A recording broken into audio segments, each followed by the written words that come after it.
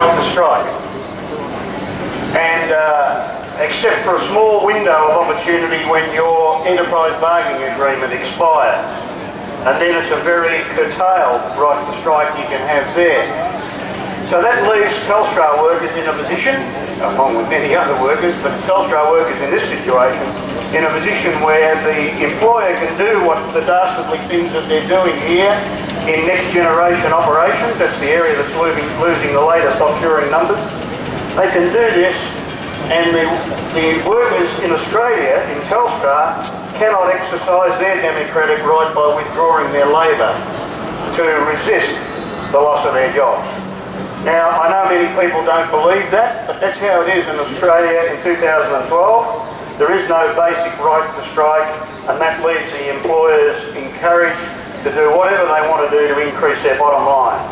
Now, Telstra, year after year since it was privatised, has made a profit close to $4 billion or more than $4 billion every year since they were privatised. So it's hardly a struggling, battling mum and dad company.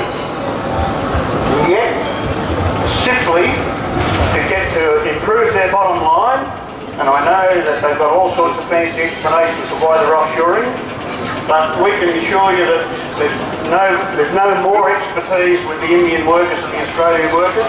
They're not more efficient. They're just the same efficiency as in Australia. So the real reason is that they're offshoring the jobs, not just Telstra, many companies, is to take advantage of the low-wage, non-union labour in these countries. And we're not blaming the Indian workers for this. They're the ones that are being exploited. But the corporate sector needs to be forced to face up to this. And so that's why we're here. We've been conducting for 3 weeks now a daily vigil outside 35 Collins Street, which is the headquarters of the group in Telstra that are going to offshore these jobs. And we've been taking signatures on a petition to Parliament, and it's been a great 3 weeks, which Dave will report on shortly. We're believing that our next stage of our campaign is we may try and get someone to move a private members bill in the Parliament, which is based a little bit on what the US President Obama is doing in the US, and that is legislating so that companies who offshore pay tax penalties, companies that don't offshore get tax benefits.